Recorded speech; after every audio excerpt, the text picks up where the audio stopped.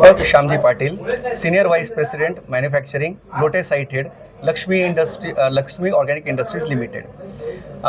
तर आजच्या प्रेस कॉन्फरन्समध्ये आम्हाला जे सांगायचं होतं ते हे आहे की लक्ष्मी मागच्या 35 वर्षापासून महाराष्ट्रात, खास करून कोकणात कार्यरत आहे आणि आम्ही कधीही पर्यावरणाला किंवा कोणाच्याही जीवितहानीला काही केलेलं नाही आहे, आजपर्यंत नुकसान होऊ दिलेलं नाही. वर आमच्यापासून जेवढं शक्य आहे तेवढं आम्ही सोसायटीला परत देण्याचा प्रयत्न करतो. दुसरं, आता जे मेटनीबरोबर लक्ष्मीचं कंपॅरिझन केलं जातं आहे ते चुकीचं आहे. मिटनी ही वेगळी कंपनी आहे, त्यांची कार्यपद्धती वेगळी होती. लक्ष्मी ही अशी कंपनी आहे जी EHSला खूप प्राधान्य देते आणि त्याप्रमाणे त्यांची सिस्टम्स आणि आमची डिझाईन आहे.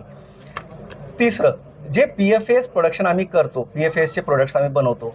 आत्ता जे बनवतो ते एक आहे, पुढे जाता आम्ही नवीन जनरेशनचे प्रोडक्ट्स बनवणार आहोत. पण त्याच्यासाठी जे कंट्रोल किंवा त्याचं जे प्रोटेक्शन आम्ही केलं पाहिजे एन्व्हायरमेंट, त्यासाठी आम्ही सगळ्या प्रिकॉशन्स घेतो आहे. क्लोज लूप सिस्टम्समध्ये आम्ही ऑपरेट करतो, जेणेकरून काहीही द्रव्य बाहेर येता कामा नये, हवेत जाता कामा नये, जमिनीत जाता कामा नये. दुसरं, सगळी सिस्टम आमची DCS कंट्रोल्ड आहे, ऑटोमेटेड असल्यामुळे सगळे प्रोसेसची कंट्रोल चांगली आहे. तिसरं, जे त्यातलं इफ्लुएंट जनरेट होतं त्याचं सेग्रिगेशन आहे, त्याचं व्यवस्थित आम्ही स्टोरेज करतो आणि सायंटिफिकली MWMLला विल्हेवाट लावतो आणि पुढेही हेच करत राहणार आहोत. म्हणून याच्यापासून PFAS प्रोडक्ट्सपासून सोसायटीला, वातावरणाला काहीही धोका होणार नाही याची आम्ही दक्षता घेतोय.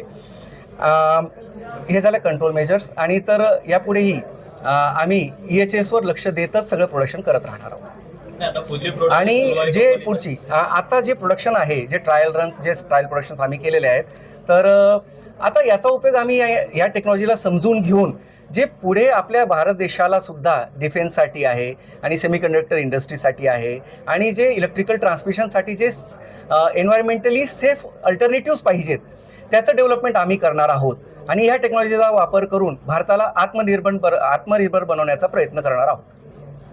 सर, जिल्हाभरातनं मोर्चा आयोजन केलेला आहे. तुम्ही जो मगाशी म्हटलात की 10 गावांमध्ये आम्ही जे काय तुमचं कार्य असेल ते चालू आहे, तर त्या संदर्भात 10 गावांनी सुद्धा प्रत्येक ग्रामपंचायतीने त्याला विरोध केलेला आहे, मोर्चामध्ये सहभागी होणार आहेत. या संदर्भात काय पहिली भूमिका आमची, जसं आम्हाला हे कळलं की सगळीकडे जी बातमी पसरते ती चुकीची आहे, त्यानंतर आम्ही सगळ्या आमच्या आजूबाजूच्या जे ग्रामपंचायत आहेत त्यांना आम्ही लेटर्स दिले आणि जे साधारण क्वेश्चन आन्सर्स असतील त्यांची उत्तरं कशी असतील, काय प्रश्न येत आहेत लोकांच्या मनात, त्यांची उत्तरं दिले.